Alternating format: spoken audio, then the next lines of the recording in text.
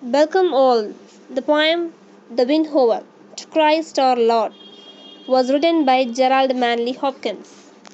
Gerard Manley Hopkins was born on the 11th of June 1844. His father and mother of a cultured middle class stock.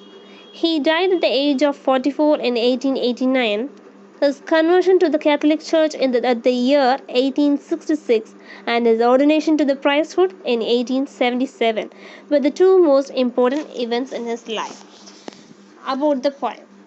One morning, the poet saw morning's darling. It was the prince of daylight's kingdom, namely the falcon. Falcon, it was a bird with pointed wings and a long tail.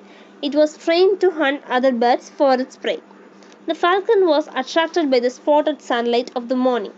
He was riding upon the level, steady air which rolled under him. In his intense happiness, he was beating his wings in order to keep his balance while circling majestically. He controlled his movement like a trainer keeping his horse at the end of the rein. He then swept off after a brief moment in the direction of the wind, as though on a swing. He flew off like a skillful skater, making a bow-shaped curve. He plunged through the wind, gliding fast, striking against the hard wind, and mastered it. The poet's heart, hiding itself in its meekness, felt a springing of energy of the bird's victory and majesty. The poet was awed by the natural beauty, valor, action, and the pride of the falcon bird, which made him surrender to the splendor of the bird and Christ.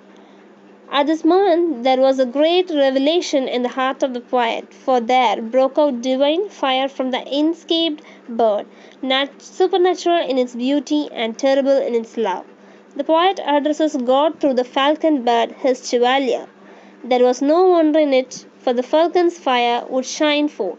It was like the plough shining in making the furrow or the cold grey-blue embers of dying coal, which split open and revealed a gas of red-hot gold. The explanation of the poem The Windhover. The windhover is a bird with the rare ability to hover in the air, essentially flying in place, while it scans the ground in search of prey.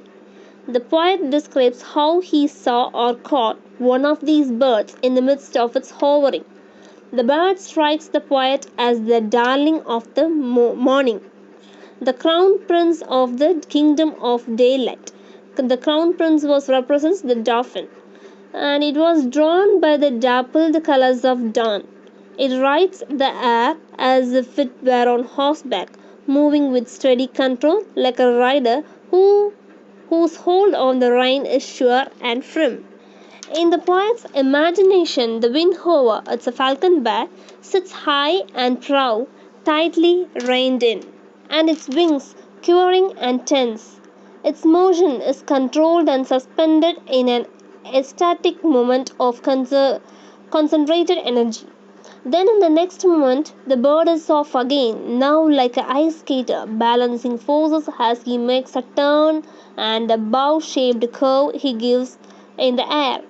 The bird, first matching the wind's force in order to stay still, now rebuffs the big wind with its forward propulsion.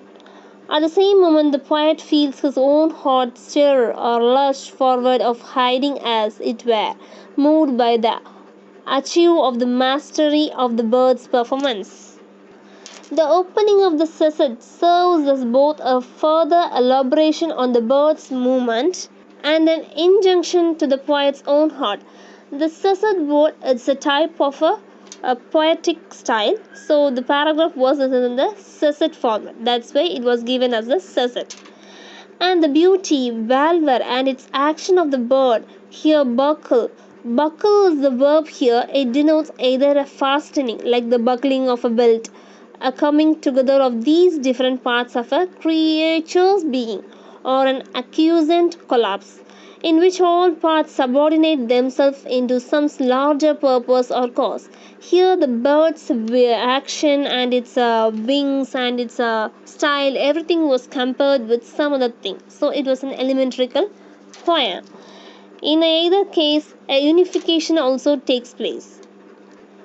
At the moment of this integration, a glorious fire issues forth. of the same order as the glory of Christ's life and crucifixion, though not as grand. Thus, the Windhover poem was compared with the falcon bird because the Windhover is a falcon bird, and its action and everything was compared with the bird and also the Christ. Here, the bird was compared with the Christ crucifixion at the end of the poem. So, thus the poem Windhover was explained by the author very clearly.